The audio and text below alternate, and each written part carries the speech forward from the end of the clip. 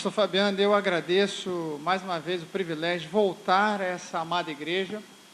Estive aqui em 2011, também a convite do pastor, e quando o pastor me convidou para que eu estivesse aqui encerrando esse mês de outubro, o mês de celebração dos 10 anos da igreja, passou um filme na minha mente. E qual foi esse filme? Esse filme começou lá atrás com o pastor Eromir. Esse sonho que Deus revelou a ele para que ele plantasse uma igreja nessa região. E na época, pastor Xavier, como o pastor Fabiano bem disse, era o pastor titular da nossa igreja, Igreja Memorial. Eu era o pastor auxiliar. E a igreja ajudou o pastor Eromir. Eu me lembro que aqui na Barão de São Francisco, o pastor Eromir se reúne num prédiozinho, 3 salas. Depois, a igreja desce. Os irmãos que já estão aqui desde o início, ou aqueles que moram aqui na região, vão lembrar que antigamente funcionava um restaurante chinês ali naquele local, e a igreja vem para esse restaurante que deixa de ser restaurante. E era muito gostoso ver a vibração do pastor Eromir, todo o grupo de irmãos começavam a plantar essa igreja. Nós tínhamos um programa de evangelismo chamado Ponte da Fé, lembra, Elane? E nós vínhamos para cá a ajudar, a pedido do pastor Eromir, nós vínhamos evangelizar, íamos ali na Praça 7, né?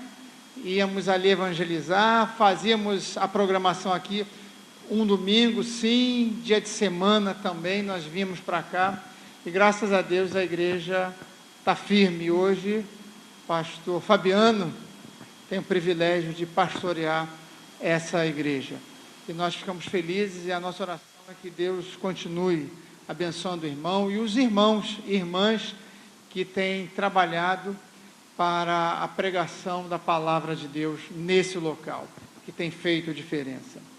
Quando a gente pensa em igreja, e provavelmente ao longo desses 10 anos, e principalmente agora, né, nesses domingos anteriores, vocês ouviram os pastores que me antecederam trazer alguma reflexão sobre igreja.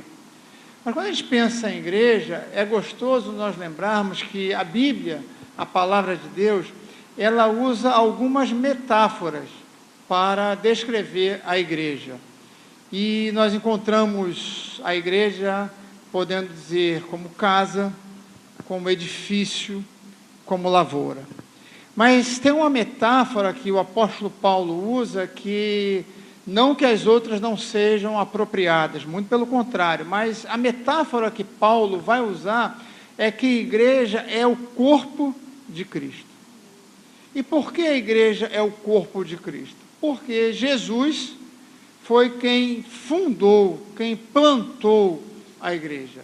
Os irmãos vão lembrar que lá em Mateus, na confissão de Pedro, Jesus vai dizer: sobre esta pedra edificarei a minha igreja. Ou seja, a igreja é do Senhor. A igreja tem uma origem divina. E é tão legal que quando Paulo vai usar essa metáfora que a igreja é o corpo de Cristo, porque a igreja ela é feita de gente, e você provavelmente já ouviu essa expressão. Ela é feita de gente como eu e você, pessoas que foram resgatadas pelo Senhor Jesus e que hoje estão participando ativamente da igreja. A igreja, portanto, ela é um organismo vivo. Infelizmente, ao longo da história da igreja, nós temos acompanhado que a igreja virou uma instituição. E muitas vezes a igreja esquece que ela não é uma instituição, contanto que ela tem o CNPJ, e essa igreja tem também, e aí é o Cadastro Nacional de Pessoa Jurídica, mas a igreja não é uma instituição jurídica. A igreja é uma instituição humana. E essa instituição, ela é diversa. O pastor Fabiano estava falando aqui para que deixemos a eleição para fora. Porque o bonito da igreja é que a igreja ela tem essa diversidade. Muitos votaram hoje no Crivella, outros no Freixo, outros não votaram. Muitos aqui torcem para o Flamengo, para o Vasco, para o Botafogo. E eu quero apenas dizer que aqueles que torcem para o Fluminense são os mais certos, né? Brincadeiras à parte, tá vendo? Isso é igreja. Nós somos diversos. Uns gostam de azul, outros de roxo, de amarelo, de preto, mas tem uma coisa que nos une. E muitas vezes nós deixamos o que nos une, que é Jesus Cristo, e focamos naquilo que nos diversifica. E a igreja é diversificada sim. E o bonito é isso, que a igreja ela comporta todas as pessoas, todos os jeitos, todos os gostos, e nós temos que valorizar isso. Quando Jesus organiza a sua primeira igreja, porque a igreja, irmãos, ela começa com Jesus Cristo. Jesus, quando chama 12 homens para segui-lo, ali estava sendo construída a verdadeira igreja do Senhor Jesus. E é essa igreja que nós não podemos perder de vista, porque Jesus é o referencial da igreja. E Jesus é o estilo de vida que nós, como igreja, nós devemos ter. Muitas vezes nós confundimos igreja com um prédio onde nós estamos inseridos. É claro que temos que ter um local para nos reunirmos. Graças a Deus, vocês têm esse local, é um local muito privilegiado. Um ponto de ônibus na frente. Eu não sei se para vocês isso é bom ou é ruim, mas eu acho, quem está de fora, eu acho que é muito bom, porque enquanto espera o ônibus, e domingo, quem depende de ônibus sabe como demora, se a pessoa está ali, ela entra aqui, talvez até por um abrigo, por medo de estar ali na rua tão sozinha, eu vou entrar nessa igreja para ver o que essa igreja tem tão especial. E é aí quando o Espírito Santo vai atuar, usando a vida do pastor Fabiano e a vida de cada um de vocês, meu irmão, minha irmã, porque Deus atua. E Deus traz as pessoas das mais diversas maneiras. E se nós fôssemos abrir aqui para cada um contar, você tem uma história como chegou ou a essa, ou a outra igreja, ou como você chegou a Cristo. Mas a igreja é gostosa porque mesmo nós tendo as nossas ideias diferentes, mas temos aquilo que nos une, que sempre nos chama para o foco das coisas. E a gente sabe que igreja não é perfeita, apesar de ter o Senhor da igreja, que esse sim é perfeito. Mas nós estamos num processo, nós estamos nos encaminhando para a perfeição. E lá na primeira igreja, não é a primeira igreja batista, na primeira igreja do Senhor Jesus, nós vamos ver que aquela igreja, como todas as outras igrejas, às vezes tem aquele probleminha, aquelas rusgas. E como é que nós resolvemos essas questões? Será que com Jesus isso aconteceu? Aconteceu, e você conhece a história. Abra sua Bíblia no Evangelho de Mateus, no capítulo 20, e nós vamos ler a partir do versículo 20 até o versículo de número 28. Eu vou ler na tradução da Mensagem, e provavelmente você deve estranhar se você não conhece essa tradução. Evangelho de Mateus, capítulo 20, a partir do versículo 20. E nós vamos entender por que a igreja surgiu, qual é a finalidade da igreja. E mais, em pleno século 21, a igreja hoje tem o seu espaço? A igreja hoje ainda é relevante? Vamos ver o que a palavra de Deus nos diz. Evangelho de Mateus, capítulo 20, a partir do versículo 20. Foi nesse momento que a mãe dos irmãos Zebedeu se aproximou, acompanhada dos 2 filhos, e ajoelhou-se perante Jesus com pedido. O que você deseja? Jesus perguntou. Ela disse, prometa que meus 2 filhos tenham os lugares de maior honra em teu reino, um à tua direita e o outro à tua esquerda. Jesus respondeu, você não faz ideia do que está pedindo. Dirigindo-se a Tiago e João, perguntou, vocês são capazes de beber do cálice que eu estou para beber?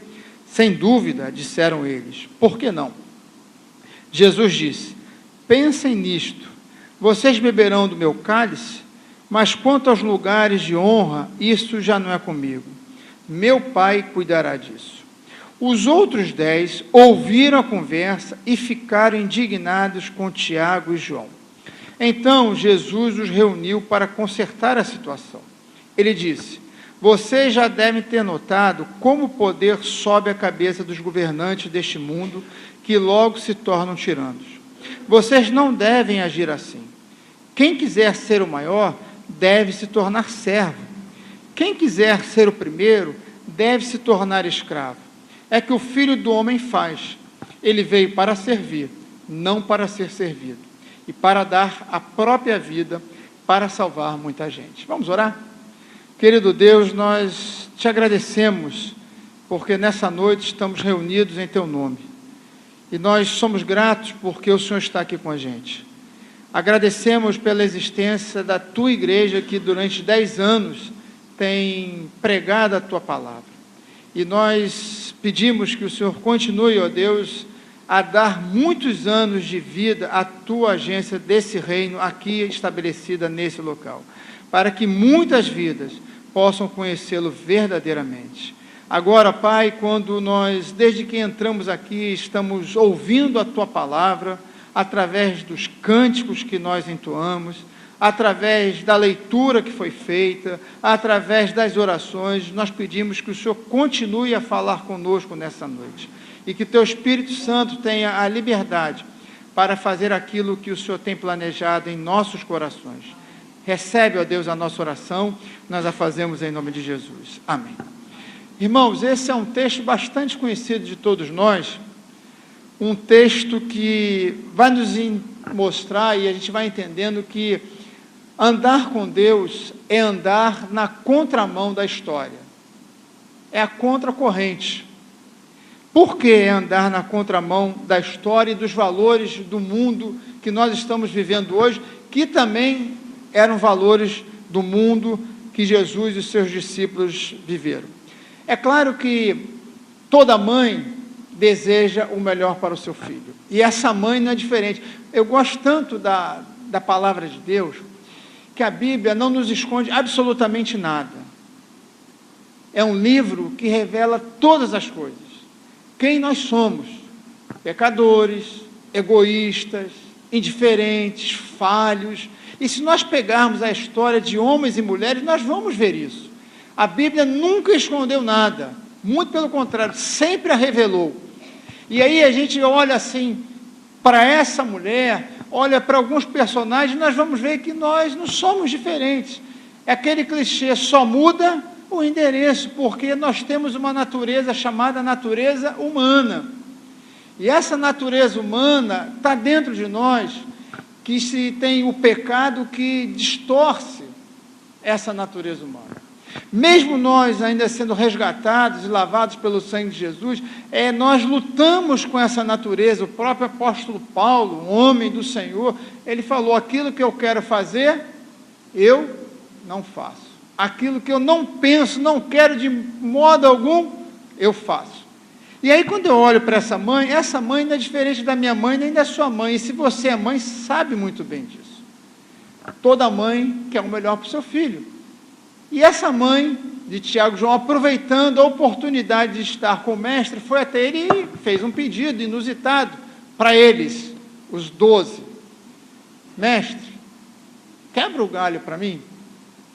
No teu reino, separa lugares especiais para os meus filhos. Um à tua direita, outro à sua esquerda. Ou seja, se nós fôssemos traduzir para os dias de hoje: olha, faz o seguinte, arruma um emprego bom para o meu filho, numa repartição federal, municipal, estadual, onde ele possa ganhar bem, que ele fique com o Senhor. Por favor, quebra essa para mim. Aí Jesus olhou para ela, e o primeiro momento, quando ele fala assim: você não sabe o que está pedindo, Jesus não está recriminando essa mulher. Jesus entende o coração de uma mãe. E ele vai dizer para ela o seguinte: olha, será que eles realmente estão preparados para aquilo que está por vir. O que está por vir? Seria o quê? A morte de Jesus. Jesus estava prestes a ir à cruz, morrer e ressuscitar. E Jesus chama os dois e conversam com ele. Olha, vocês estão preparados? E eu não sei se a resposta dos dois, e aí vai um juízo de valor, eu acho que para não perder aquele encanto do pedido da mãe, não, estamos dispostos a tudo, mestre. Nós conhecemos um que também falou isso, e aí a gente sabe o que aconteceu, né? Estou disposto a morrer pelo Senhor. Cuidado, Pedro, antes que o galo cante 3 vezes, você vai me negar. Não, eles negam, eu não. E esses dois falaram, não, estamos preparados.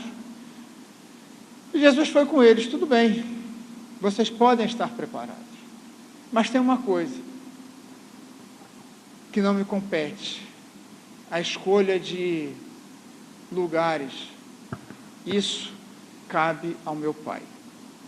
Quando os outros 10, olha como é a igreja é um barato, né, pastor Fábio? Igreja é bom por isso, porque a gente não, igreja é aquilo, igreja é formada de gente. Você não precisa levantar a mão, nem responder alto para mim, mas eu posso responder. Às vezes não bate um ciúmezinho na gente, não precisa me responder.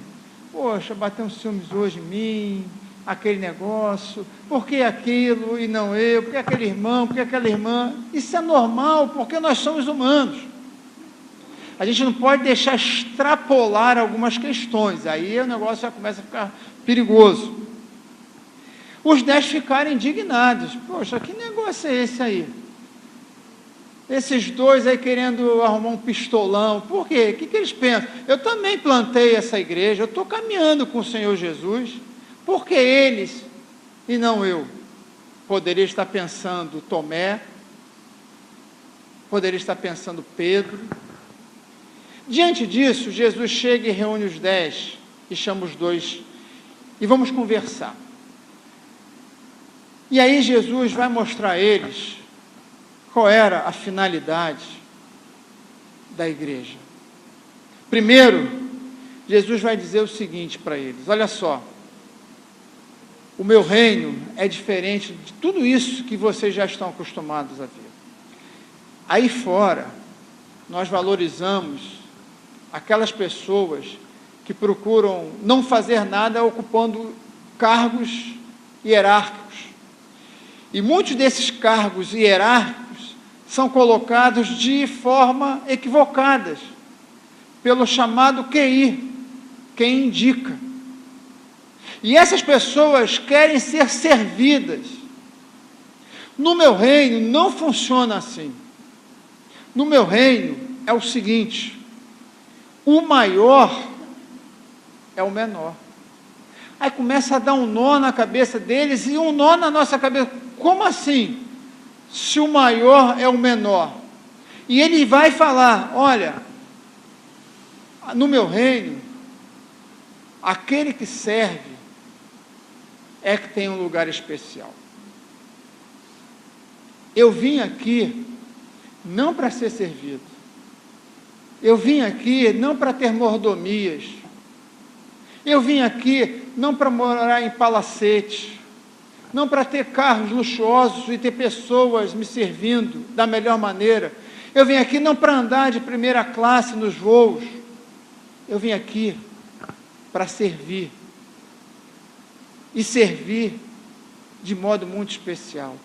Porque eu vim aqui para dar a minha vida em resgate, não só de vocês que estão comigo, mas resgate de muitos. Esses homens andaram com Jesus durante 3 anos. E é interessante que, quando a gente vai lendo os evangelhos, a gente vai percebendo que, muitas vezes, eles ainda não entendiam quem era Jesus Cristo e o que ele veio realmente fazer aqui, porque eles ficavam confusos. Mas é interessante também que Jesus os amou até o último momento. E sempre Jesus estava disposto a ensinar-lhes, a mostrar a eles como deveria ser. Porque a vinda de Jesus é com o propósito de tornar esse mundo mais relevante. É de mudar e de quebrar as cadeias que estão estabelecidas, que são cadeias demoníacas, que não estão a serviço do reino de Deus. E aí Jesus vai nos mostrar que ele realmente não apenas discursava, mas que Jesus vivenciava o que ele falava. Jesus não ficava apenas na retórica, mas Jesus vivia com ações, com atitudes, mostrando não só aos 12, mas ao mundo, e por isso muitos o seguiram, e hoje nós estamos aqui. E muitas vezes, hoje, nós como igreja temos que ter o cuidado para nós não perdermos o foco principal, que é servir e amar o nosso próximo. Quando Jesus já estava prestes a ser crucificado, ele reúne os seus discípulos mais uma vez e vai dizer a eles o seguinte: olha, um novo mandamento eu vos dou. E eles começam a tomar um susto. Amai uns aos outros como eu vos amei. Jesus, eles já conheciam esse mandamento, que era amar a Deus de toda a força, de todo entendimento, de toda a sua alma, e amar ao próximo como a ti mesmo. Mas Jesus agora está dando um novo significado. Ele está dizendo: olha só, vocês devem amar uns aos outros, mas com que medida agora? A medida, a referência, sou eu. Sabe por quê? Se vocês se amarem como eu estou amando vocês, a consequência é que todos vão saber que vocês são os meus discípulos. Jesus ensina isso a eles. E aí a gente começa a parar e pensar como foi o serviço e o amor que Jesus nos deixou. É interessante notar, irmãos, que Jesus sempre esteve com aqueles que estavam à margem da sociedade. A igreja, e graças a Deus, vocês estão tendo essa preocupação. Conversando com o pastor Fabiano, estava me falando do trabalho que vocês realizam ali no Morro do Macaco. Eu louvo a Deus por isso. Sabe por quê?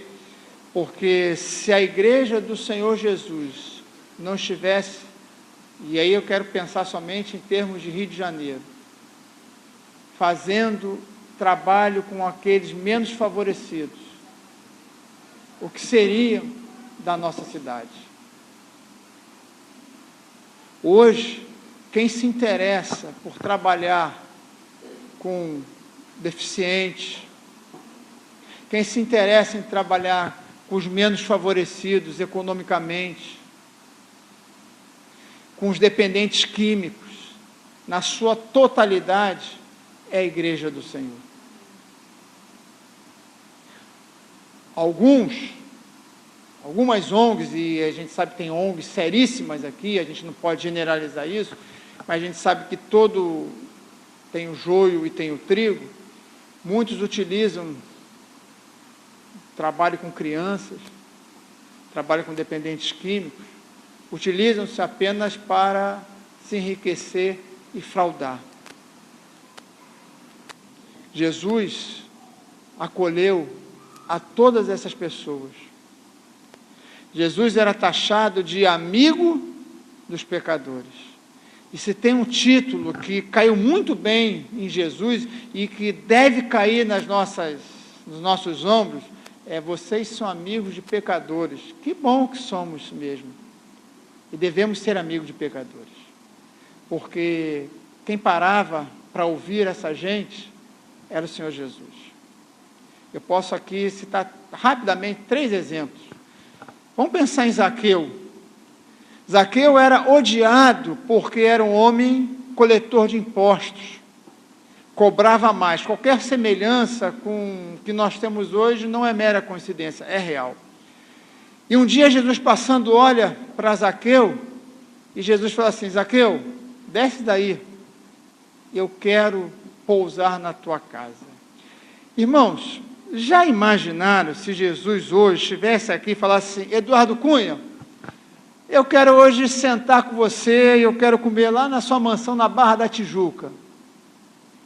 Agora Jesus teria que ir lá em Curitiba visitá-lo, não mais na Barra. Mas eu fico imaginando, qual seria a nossa reação?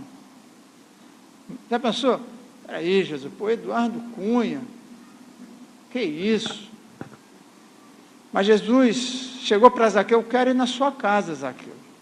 Me importa pousar contigo nesta noite. E Jesus foi ao encontro daquele homem. E o que o texto vai nos dizer? Que aquele homem não só se encontrou e teve a sua vida transformada por Deus, na pessoa de Jesus, como aquele homem, ele devolveu o produto do seu roubo. Talvez se Jesus passasse, olhasse assim e fosse embora, aquele homem hoje não estaria com seu nome registrado no livro da vida. O que dizer da mulher samaritana? E a gente sabe que as mulheres naquela época já sofriam a violência, todo tipo de violência. E Jesus para no poço para tomar água, e aquela mulher está lá. E Jesus começa a dialogar com ela, e ela se assusta: como é que pode um judeu conversar com uma mulher samaritana? E Jesus começa a falar de coisas da vida, ela não está entendendo nada, e depois cai a ficha dela. Uma mulher que foi abandonada 5 vezes pelos seus maridos, e às vezes nós atachamos, alguns comentaristas, essa mulher a prostituta. Nós não sabemos, porque naquela ocasião as mulheres não tinham direito a nada, e qualquer coisa elas eram mandadas embora. Por exemplo, queimou o feijão, carta de divórcio. Acabou o gás, porque você não... carta de divórcio. Nós não temos a história real dessa mulher, só sabemos isso. Mas Jesus para e dá voz àquela mulher, e aquela mulher pode, enfim, realmente se encontrar e ter a sua vida transformada. Ela diz: será que tu és o Messias? Jesus deixa uma interrogação: é contigo. Mas aquele encontro transformou a vida daquela mulher, porque aquela mulher foi valorizada. Eu vou botar mais um exemplo, falei 3, mas vou botar mais um, vamos terminar no 4. O terceiro, quando ele entra na casa novamente de outro Simão. Lembra o Simão curtidor? A pessoa da sociedade. E quando ele entra, uma mulher chega aos pés dele e começa a chorar. Aí Simão, desculpa, tirando onda: ô Jesus, qual é, né? Essa mulher aí nos seus pés. Aí Jesus fala assim: rapaz, entrei na tua casa, você nem me deu água, cara. Você não me recebeu. Essa mulher que está aqui, ela está fazendo melhor. Ela está se quebrantando diante de mim. E Jesus acolhe essa mulher. E essa mulher sai transformada, porque essa mulher foi acolhida, foi abraçada pelo Senhor Jesus. E o último exemplo é do cego, a história do cego. É interessante que todos esses momentos registrados na vida de Jesus, Jesus era uma pessoa que tinha uma agenda mais agitada de todos nós aqui. Jesus não tinha celular, não tinha WhatsApp, Facebook, não tinha carro, não tinha ônibus, metrô. E ele ia agitado para lá, para cá, andava, se cansava. E aí, quando ele está passando, o cego ouve. Ele era cego, não era surdo. Ele sabe que é Jesus. E ele começa a gritar: tem misericórdia de mim, filho de Davi, tem misericórdia de mim. E Jesus para. E as pessoas, e aí que a gente tem que ter um grande cuidado, irmãos, porque muitos vão fazer o que tentaram fazer com esse cego. Fica quieto, rapaz. Tu acha que o mestre vai parar para te receber?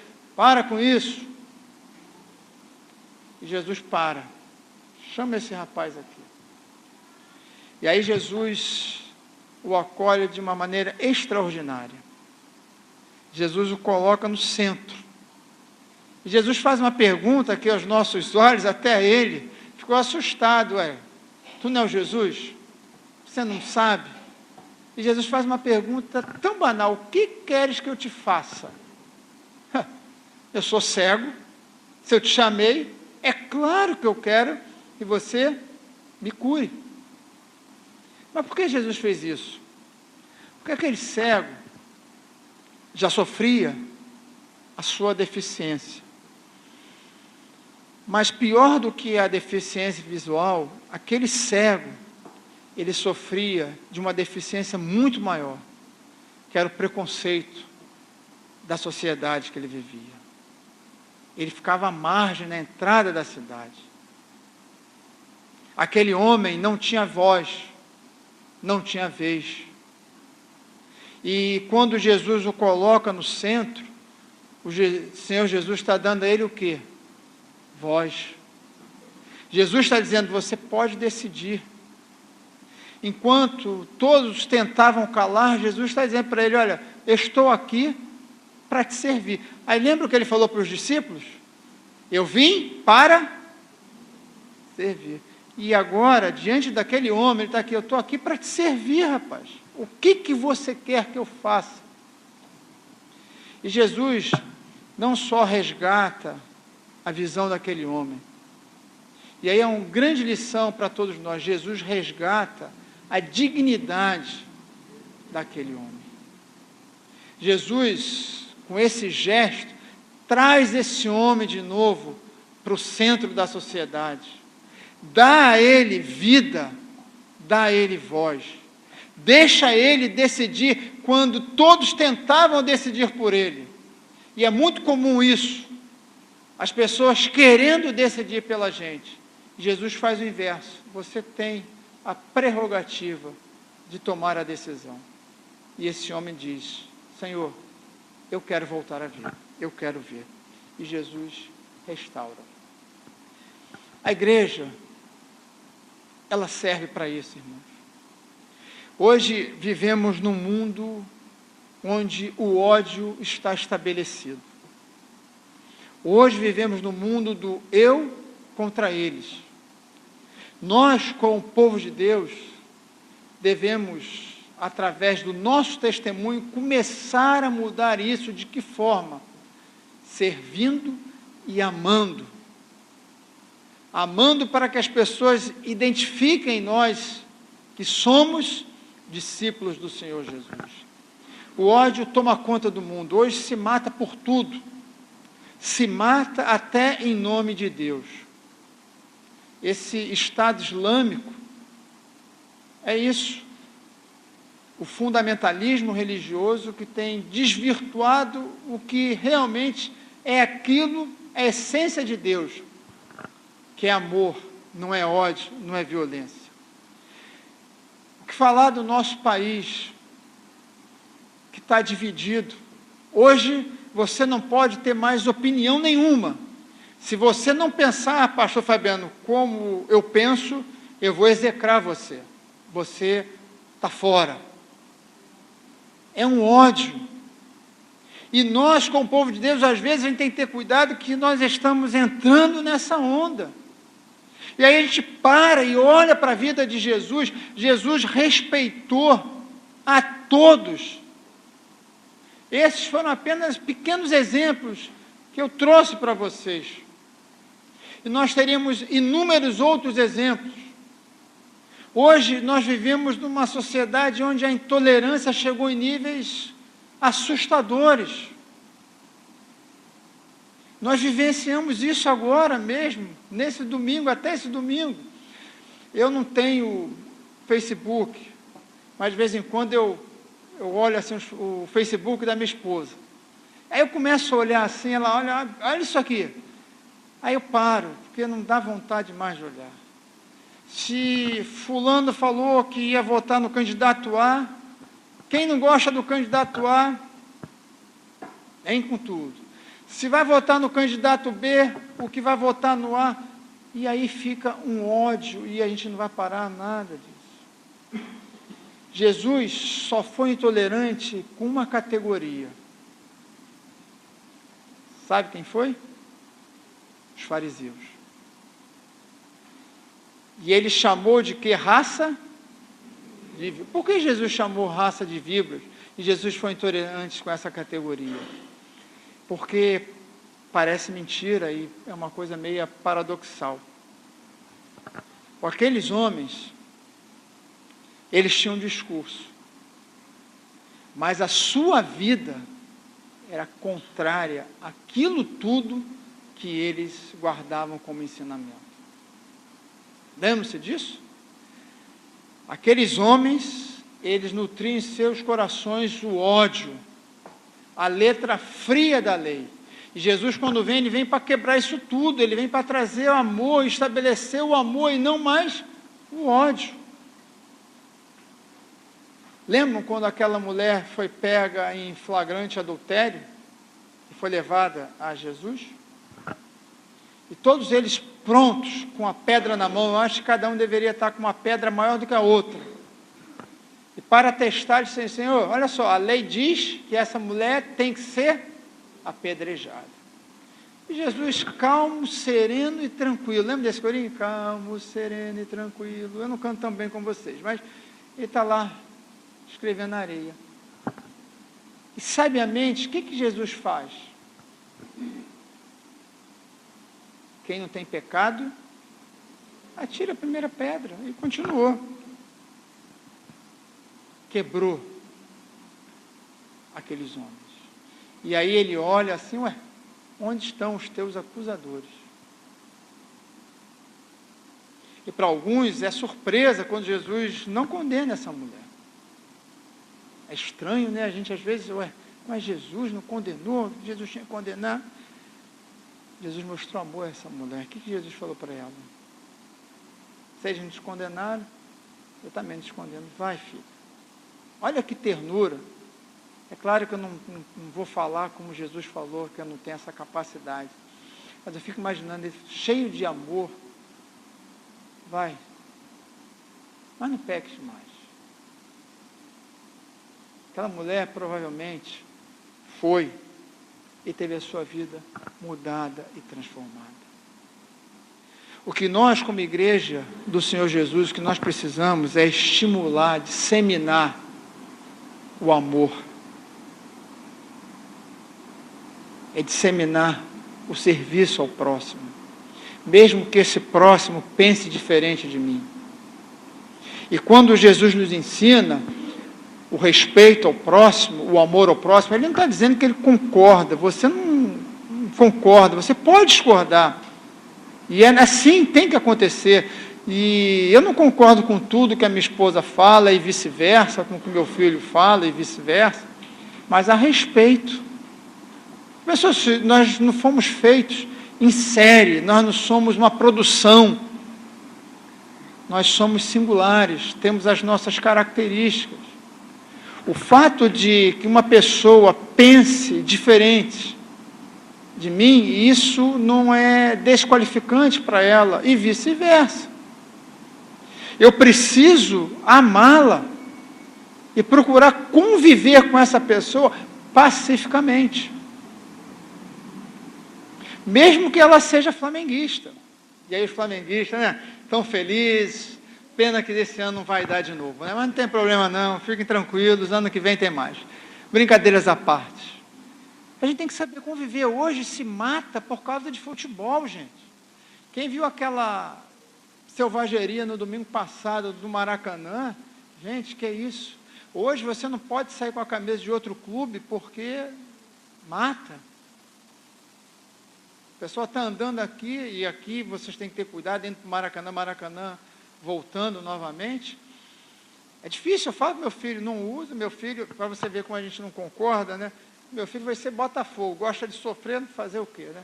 Eu falo: filho, não vá com a camisa de time em jogos de clubes do Rio, não vá.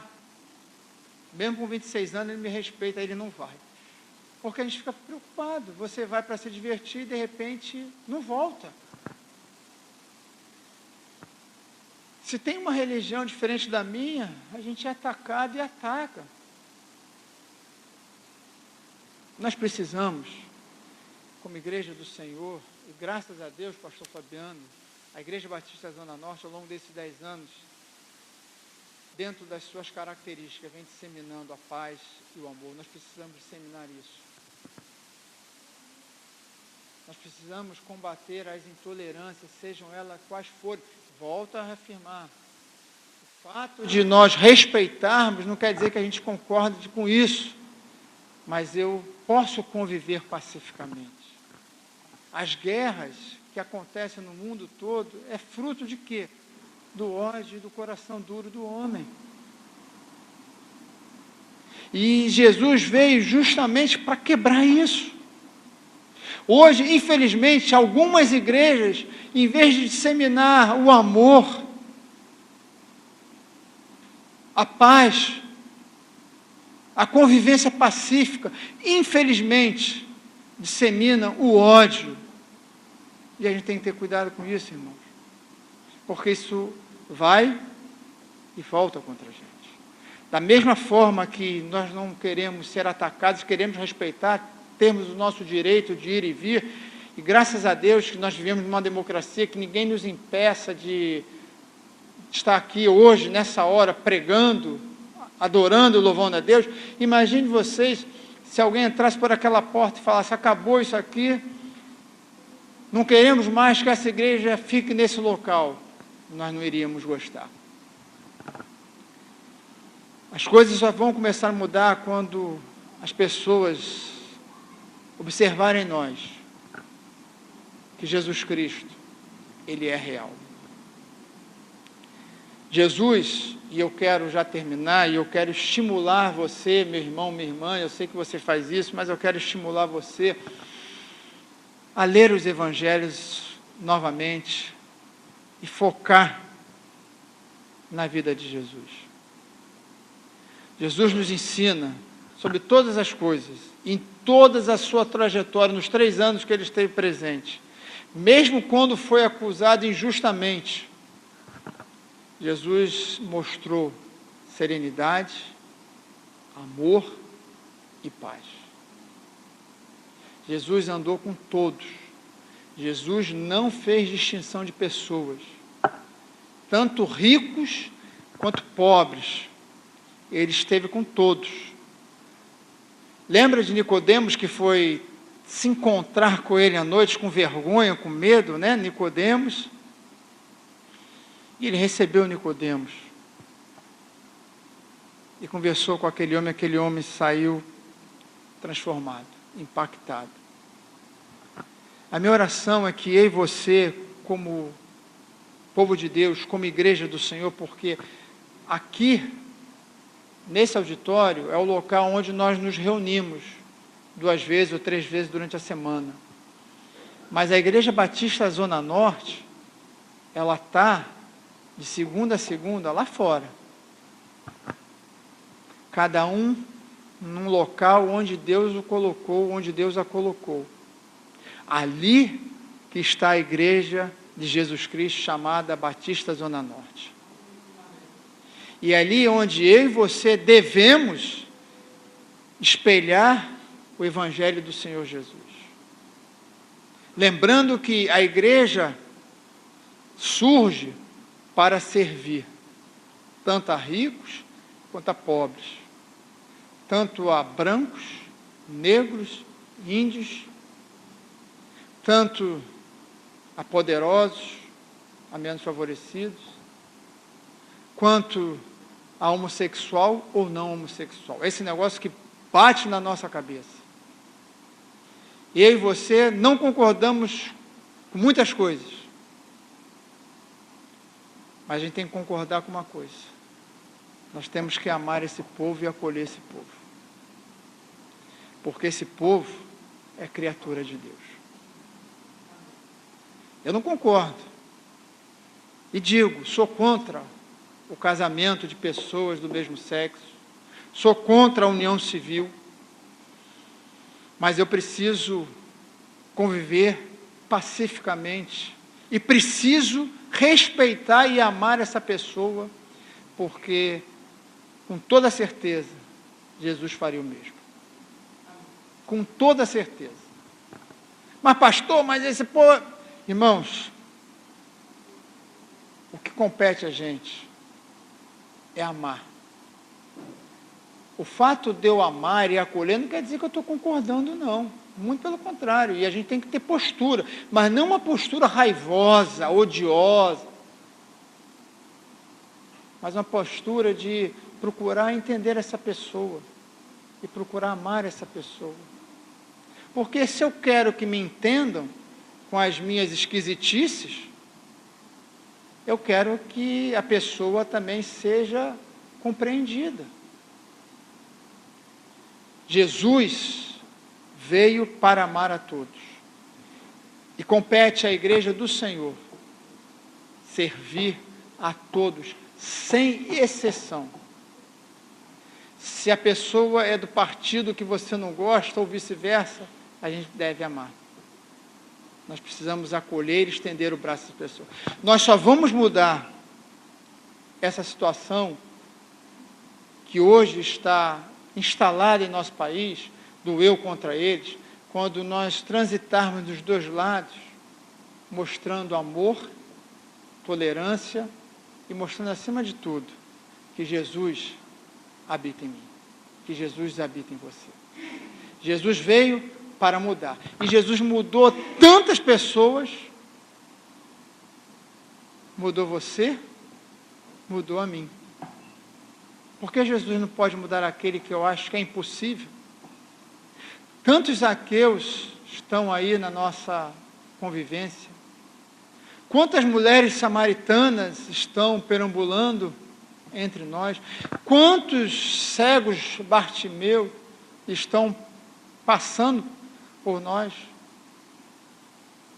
Meu irmão, minha irmã, quando celebramos 10 anos, o nosso coração tem que ser de alegria e de gratidão a Deus. Porque essa igreja tem feito diferença. Talvez você nem saiba, mas essa igreja, de uma forma ou de outra, tem feito diferença aqui. E tem feito diferença onde vocês estão inseridos de segunda a sexta-feira, no seu trabalho, na sua família, na sua escola, na sua faculdade.